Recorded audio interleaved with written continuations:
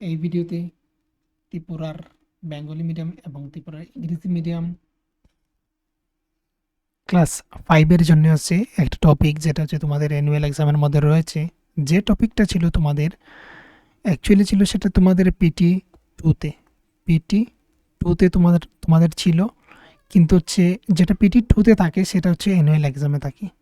তাই এর জন্য আমি অ্যানুয়াল এক্সামের গত বছরগুলার যে পরীক্ষা হয়েছিল সেখানে আমি দেখেছিলাম যে পাস্ট কন্টিনিউয়াস টেন্সের কিছু কোয়েশ্চেন কিন্তু এসেছিল। তাই এর জন্যে আমি তোমাদের জন্য একটা পিডিএফ বানিয়ে নিয়ে এসেছি, কিছু কোয়েশ্চেন আর একটা মানে হচ্ছে শর্টে তোমাদেরকে বুঝিয়ে দেবো। তোমরা যদি ডিটেলস ক্লাস চাও তাহলে সেটার জন্য আমি অলরেডি বানিয়ে রাখছি, কিন্তু এখনও আপলোড দিইনি, সেটা আমি দিয়ে দেবো। পাস্ট কন্টিনিউয়াস টেন্সের উপর একটা ভিডিও। তো এখানে ডিটেলস থাকবে, যেটা তোমরা যদি পড়ে নাও ক্লাস 5 বা এরও উপরের যারা স্টুডেন্ট রয়েছে, নিচের যারা স্টুডেন্ট রয়েছে, তাহলে তোমাদের কিন্তু সেখান থেকে অনেক কিছু তোমরা শিখতে পারবে।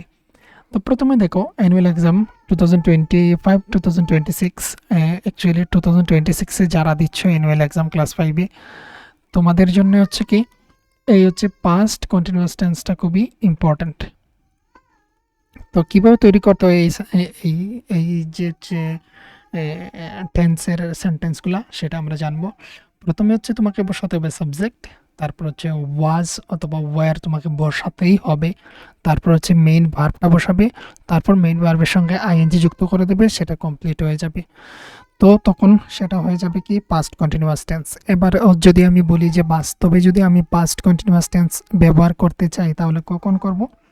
আমরা তখনই করব যখন একটা কাজ আমরা আমাদের অতীতে মানে হচ্ছে আগে যেটা কিছু সময় ধরে কাজটা হয়েছিল কিন্তু এখন কমপ্লিট হয়ে গেছে, সেই কাজটাকে হচ্ছে আমরা পাস্ট কন্টিনিউয়াস টেন্সে আমরা বলবো।